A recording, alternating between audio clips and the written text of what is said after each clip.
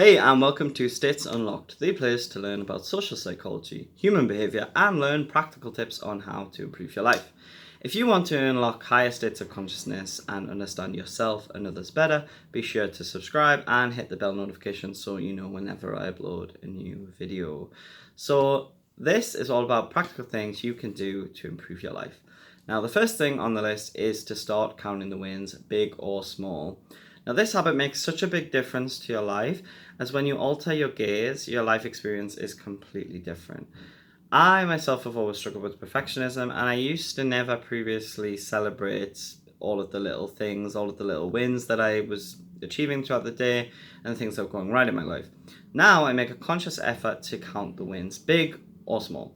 For example, I buy a plant, I celebrate it. Previously I wouldn't have given it a second thought. Or I eat something healthy, I allow myself to feel good about the decision I made. Really, the key is giving yourself permission to feel good and celebrate things. So often in life, we take so much for granted and only really celebrate when something extraordinary has happened. But the truth is, great things happen all day long. And, one surefire way to boost your happiness is to start this habit. I have also gotten in the habit of writing these things down at the end of the day. I don't do it every day, but it definitely helps me and it makes me consciously aware of how many blessings are in my life and how many things are going right. So I challenge you for the next week to incorporate this habit, to count the wins, big or small, because it does make such a huge difference and it is essentially a big component of living a mindful life. Okay, so now we're on to number two. Number two, the next thing I like to do is to do a brain dump. So I get a notebook, and I often do this when I'm feeling a bit overwhelmed or needing to gain some clarity in my life. I just write down whatever I'm thinking or whatever I'm feeling.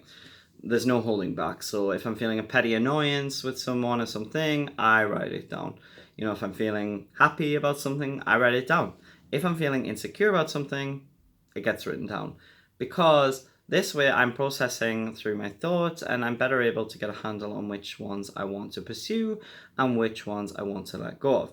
A big problem I used to have, and that a lot of people have, is that they overly rely on their brains to sort everything out without doing anything to help the process along and to help the brain along with the process. And really, we all need to be taking inventory every day of our lives, or at least most days, if we want to have a good handle on things. And a lot of people don't really like to look at their emotions or anything perceived to be negative, but without being wholeheartedly honest, how can we get a good handle on things? I see this process as a ship in the ocean. If we don't consciously become aware and take stock of where we're at, we are left floating aimlessly, being thrashed around in the sea. But this process allows us to take charge of the helm and we can redirect our course as we see fit. So once again, give it a try and do a brain dump, because trust me when I say it really can help. The next one, number three, is that you want to plan your day. That's something I really like to do. I like to plan my day the night before. Now, this is something I started doing in my final year of university, and it made me exponentially more productive. I've recently started this habit again, and I cannot begin to tell you the difference it makes to your productivity and your sense of purpose in life and your sense of well-being.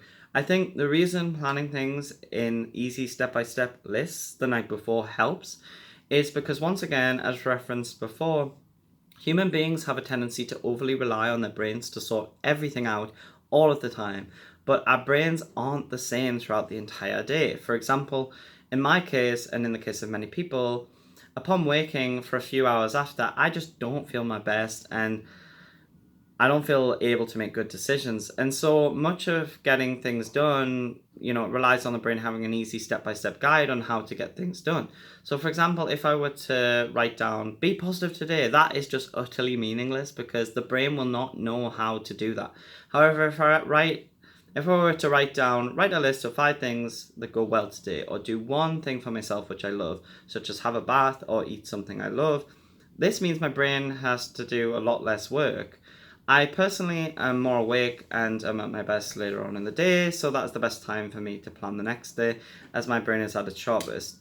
Meaning, when my brain is fuzzy, it already has a clear list of instructions that it just needs to reenact. So do this, because trust me, it does make a huge difference. I think there's something about visualizing yourself doing something, then sleeping on it, that just helps the brain to get it done. Because when you know what you're doing the next day and you know what it's going to look like, all that's left to do is bring the picture to life. Okay, the next one is to make your week ahead of time. So plan your week ahead of time. Now, this is an extension of the last one, and this is to plan your next week ahead of time. This makes such a big difference because when you give yourself things to look forward to, it gives you the short-term gratification our brains need to stay motivated and be happy. Without proper planning, we cannot expect ourselves to feel the best we could feel, because once again, we're just relying on our brains to meet all of our needs without putting in any work and do so in the moment. Also, if we ask someone to hang out last minute, they may not be free and therefore we may not get our need for connection met.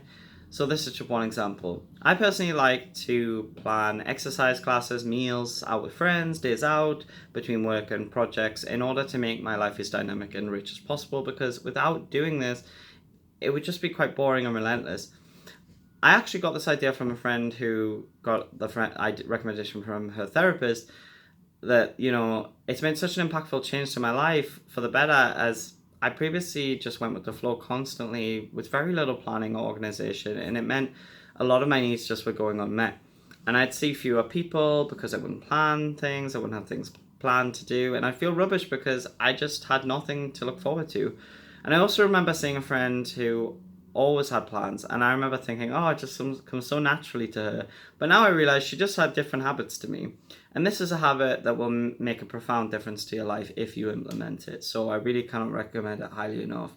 So with all these suggestions, I do want to be clear that, it's completely normal to feel rubbish one week and therefore fall off the wagon with it. But we need to treat ourselves with kindness and compassion and allow for the ebbs and flows of life and just get back on track when we can. There are times when I stop doing these habits myself because I don't feel very good or for one reason or another. But I always try to return to them because they give my life structure and meaning, and they allow me to look forward instead of backwards, which is really important. So if you've enjoyed this video, I would really appreciate it so much if you would give it a like and a comment. Also, please share it with someone that because these helps can benefit just about anybody. So thanks very much for tuning in, and I'll see you in the next one. Catch you on the flip side.